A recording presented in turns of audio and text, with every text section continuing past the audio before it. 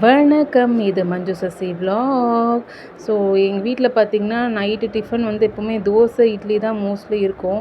So ரொம்ப போரிங்காக இருக்குது அப்படி சொல்லியிருந்தாங்க வீட்டில். அதனால் சரி ஆல்ரெடி நான் வாங்கி வச்சுருந்த 2 பேக் மீதி இருந்தது இந்த நூடுல்ஸு, ஹக்கா நூடுல்ஸு. ஸோ அதை வந்து எடுத்து இன்றைக்கி பண்ணலாம், வெஜிடபிள் நூடுல்ஸ் பண்ணலாம் அப்படி சொல்லிட்டு எடுத்து வேக வச்சேன். ஒரு 10 மினிட்ஸ் கிட்ட வெந்திருக்கும். வெந்துட்டு அதுக்கப்புறம் எடுத்து அதை வந்து வடிகட்டிட்டு தண்ணியில் அலசிட்டு வச்சுட்டேன் அதை ஆக்சுவலாக.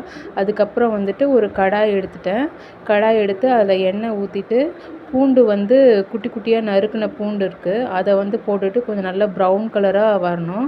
வந்துட்டு இதில் இஞ்சி பூண்டு பேஸ்ட்டு போடணும், பட் நான் மறந்துட்டேன், அப்புறமா தான் போட்டேன். அப்புறம் காய் வந்து கேரட்டு, கேபேஜ், வெங்காயம் இதெல்லாம் போட்டு நல்லா வதக்கிட்டு அதுக்கப்புறம் தான் இஞ்சி பூண்டு பேஸ்ட்டு போட்டேன். பட் முதல்லே போட்டுட்டு நல்லா வதக்கிட்டு கேரட் இதுக்கு வந்து தேவையான உப்பு போட்டுட்டு நல்லா வதக்கினதுக்கப்புறமா கரம் மசாலா போட்டுட்டு நல்லா வதக்கிட்டு கிட்டத்தட்ட ஒரு 4 முட்டை நான் வந்து உடச்சி ஊற்றினேன் அதில்.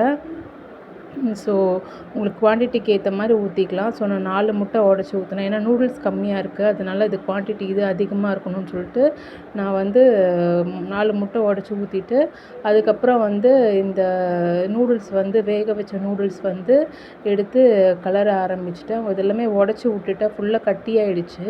ஸோ அதை நல்லா உடச்சி விட்டுட்டு ஹாப்பிமா ஃப்ரைட் ரைஸ் பேக்கெட் ஒன்று வாங்கி அதில் வந்து கொட்டிட்டு அதையும் எல்லாத்தையும் சேர்த்து நல்லா கலரிட்டு பெப்பர் ஒரு ஸ்பூன் கிட்ட பெப்பர் போட்டுக்கிட்டு உப்பு பத்தலை, ஸோ இன்னும் கொஞ்சம் உப்பு போட்டுக்கிட்டு நல்லா கலர்னங்க. நல்லா கலரி அந்த நல்லா ஹை ஃப்ளேமில் வச்சு நல்லா தீக்கிற மாதிரி நல்லா கலர் அப்போ தான் அந்த டேஸ்ட் நல்லாயிருக்கும். இந்த நம்ம ஹோட்டல்லலாம் சாப்பிட்றோம் இல்லையா, கடையில் அந்த மாதிரி. ஆனால் பார்க்க கொஞ்சம் நல்லா இல்லை, பட் டேஸ்ட் நல்லா இருந்தது. பை. எல்லாம் நன்மைக்கு.